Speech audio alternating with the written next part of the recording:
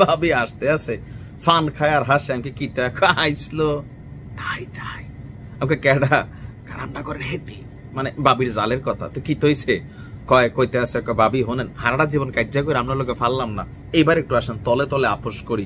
তো মুসলিম ভাইয়ের বউ করতেছে কিসের আপোষ? আমি শোনেন একটু আপনার ফদায়াম পাবলিকলি, তো আপনি মনে করলেন যে আপনি আবার ফালটা জবাব দিয়ে না, আমরা তো পারি না, ভাবি হাইরা যাই। কয় তুই মানে এটা কেন? কয় এলাকা ভিতরে একটা ডাক করে গেছি, কাজ্জা করো ঠিকই, কোনো লাভ নাই, সেটা তো আমার লাভ কিটা।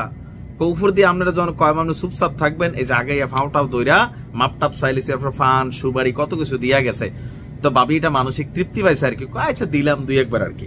তো আমাদের কথাগুলা কেন বললাম, এই ভাবির চরিত্রে আমাদের আরব যেই নেতারা ডুবে গেছেন, তো সেই নেতাদের মুখোশ খুলে দিয়েছে আপনার নেতানিয়াহু।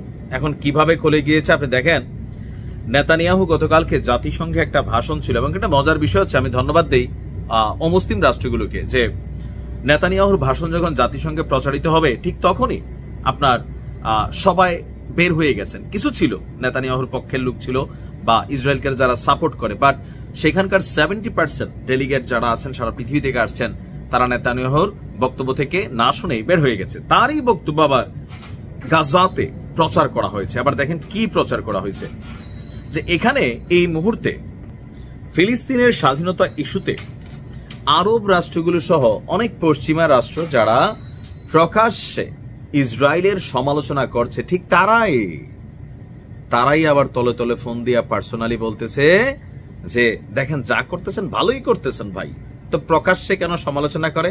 ওই যে জাতির সামনে জনগণের সামনে মান সম্মান টিকাই রাখতে হবে। চাঞ্চল্যকর তথ্য দিয়েছেন যে এই পরিস্থিতিতে এই যুদ্ধ নিয়ে যারা নিন্দা এবং যুদ্ধবিরতির আহ্বান হিসাবে যারা কথা বলছেন, এই সবই শুধু অভিনয় এবং তাদের জনগণকে বোঝানোর জন্য এক ধরনের অঙ্গভঙ্গি ছাড়া কিছুই না। তার বক্তব্য যে আপনারা গভীরভাবে জানেন যে ইসরায়েল আপনাদের লড়াই লড়ছে, তাই আমি আপনাদের বন্ধ দরজার আড়ালে একটা গোপন কথা বলতে চাই। গোপন কথা কি?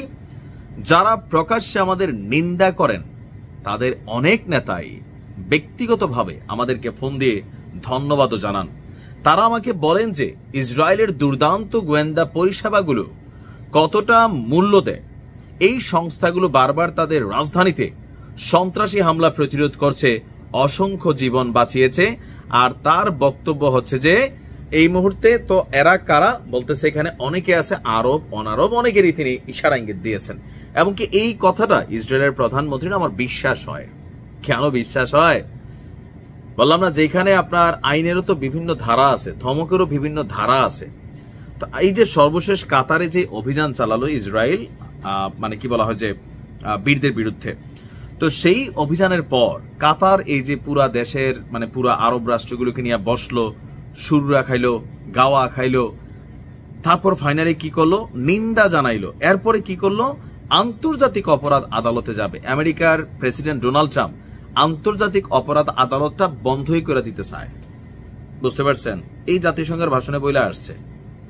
আর জাতিসংঘের কইছে এটা একটা আহা কাজের সংগঠন, এটার কোনো কাম কাজ নাই, খালি বকর বকর করা ছাড়া এইটার আসলে ওইরকম মূল্য একটা নাই। আমেরিকার কাছে এই মুহূর্তে জাতিসংঘের ভ্যালু নাই। এখন জাতিসংঘ সবচেয়ে বড় ফান্ডিং গুলা করে কি আমেরিকা। তো বুঝতে পারছেন, এই যে আমরা যা দেখি হ্যান করেঙ্গা ত্যান করেঙ্গা, পরে ফোন দিয়ে ওই যে মুসলিম ভাইয়ের বউয়ের কাছে যেমন জালে ফোন দিছিল, আইয়া পান টান দিছে, আরবরা ওইভাবেই লেপাটতেছে আর কি, বোঝা যায়। আমি বলতেছিলাম যে এখানে তলে তলে অন্য কিছু চলে, প্রমাণিত। তো ভালো থাকুন।